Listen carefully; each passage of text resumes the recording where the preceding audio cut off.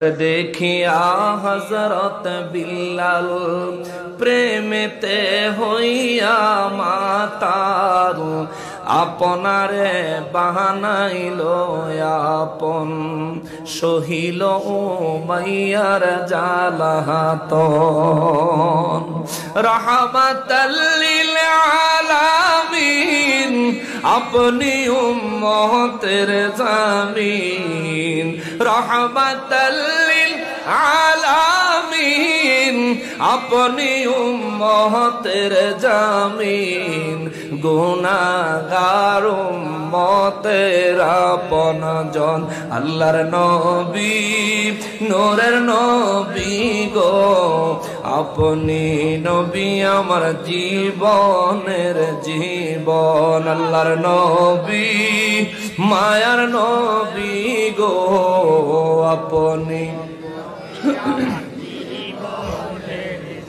যে দেখিল একবার সপনে ভুলে না এই জীবনে আপনারে বানাইল আপন যে দেখিল একবার সপনে ভুলে না এই জীবনে আপনারে বানাইল আপন রাহমাতাল লিল আলামিন আপনি উম্মতের জামিন রাহমাতাল লিল আপনি উম্মতের জামিন গুনাহগার উম্মতের আপনজন আল্লাহর নবী নূরের নবী গো আপনি নবী আমার জীবন জীবন আল্লাহর নবী নূরের নবী গো আপনি নবী আমার আপনি আমার জীবন সাথী অন্ধকার কবরের বাতি আপনি আমার দুই দুনিয়ার ধন আপনি আমার জীবন সাথী অন্ধকার কবরের বাতি আপনি আমার দুই দুনিয়ার ধন রাহমাতাল লিল আলামিন আপনি উম্মতের জামিন রাহমাতাল লিল আপনি উম্মতের মিন গুনাহগার উম্মতের আপন আল্লাহর নবী নূরের নবী গো আপনি নবী আমার জীবন আল্লাহর নবী নূরের নবী গো আপনি নবী আমার আল্লাহ আমাদের সবাইকে নূর নবীর দিদার দিয়ে ধন্য করে দেন জোরে বলেন আমিন হযরত বেলাল রাদিয়াল্লাহু তাআলা আনহু নবী রাহমাতুল লিল আলামিন মেরাজ মুবারক থেকে জমিনে আগমন করার পরে নবী কয় বেলাল আমি নবী যখন মেরাজে গেলাম জান্নাতের ভিতরে তুমি বেলালের পায়ের শব্দ শোনা গেছে জোরে কোন সুবহানাল্লাহ হযরত বেলাল রাদিয়াল্লাহু তাআলা আনহু বলেন দুই চোখের পানি ছাইড়া দিয়া কয় নবী গো আমার কত সৌভাগ্য হুজুর আমি কত সৌভাগ্যবান গো নবী উমাইয়া আমারে যত জ্বালা দিছে গো নবীজি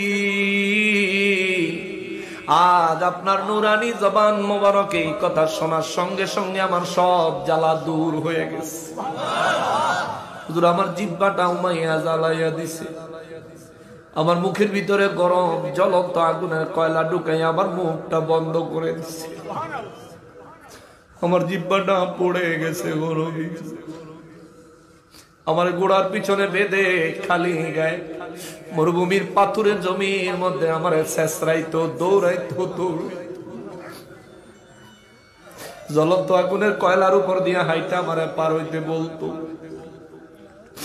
জ্বলন্ত আগুনের কয়লার মধ্যে আমারে দাঁড় করায় রাখতো।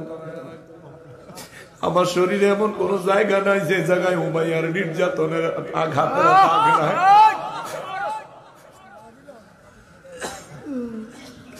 নবী গো, এত যন্ত্রণা উমাইয়ারা সহ্য করছি ইয়া রাসূলুল্লাহ, কিন্তু আপনি নবীরে বলি নাই। নবী গো,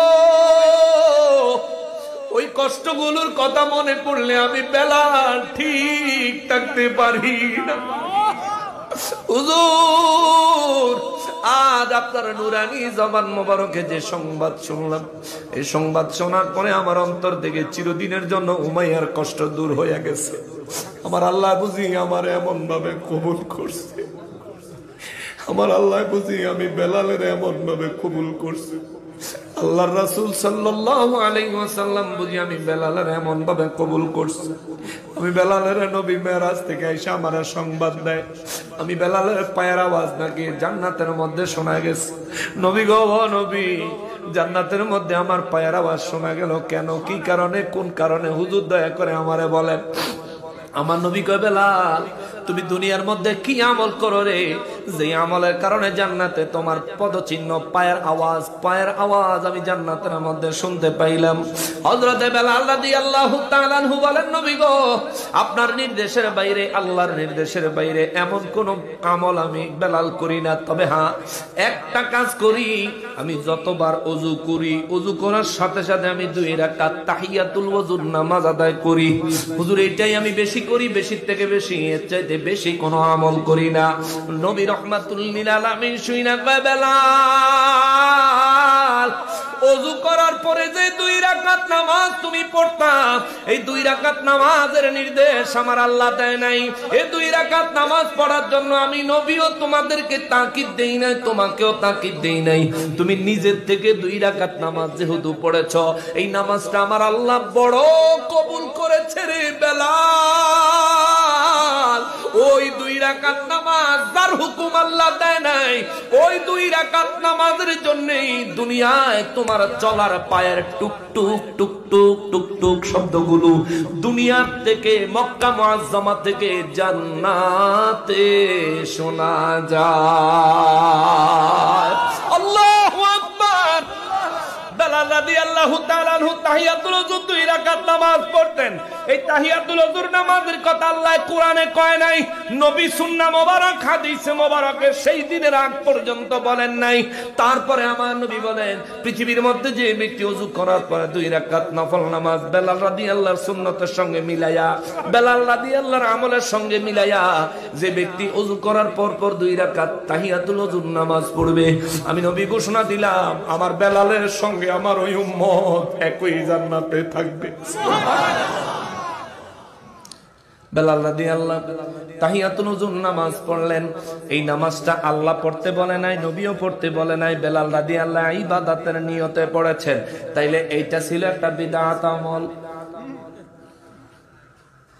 অর্থাৎ নতুন আবিষ্কৃত, যার হুকুম আল্লাহ দেয় নাই, যার হুকুম নবী দেয় নাই। সাহাবায়ে কেরাম এই দুইটা দৃষ্টান্ত আপনাদের সামনে উপস্থাপন কইরা দিয়া গেলাম। আবু বকর রাদিয়াল্লাহু এক কাজ করলেন নেক নিয়তে, সওয়াবের নিয়তে।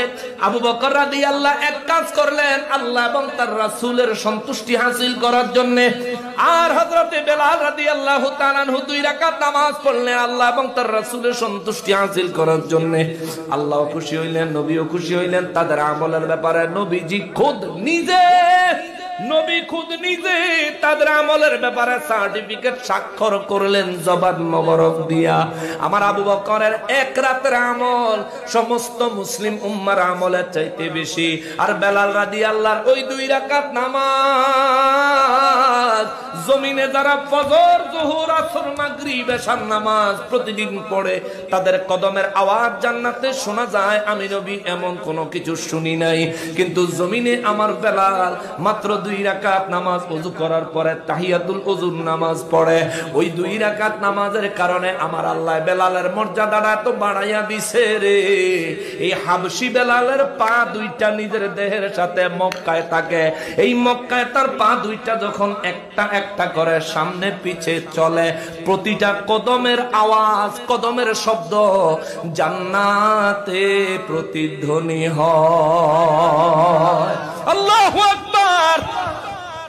ওই বেলাল রাদিয়াল্লাহু তাআলা আনহুর মর্যাদা এমন হয়েছে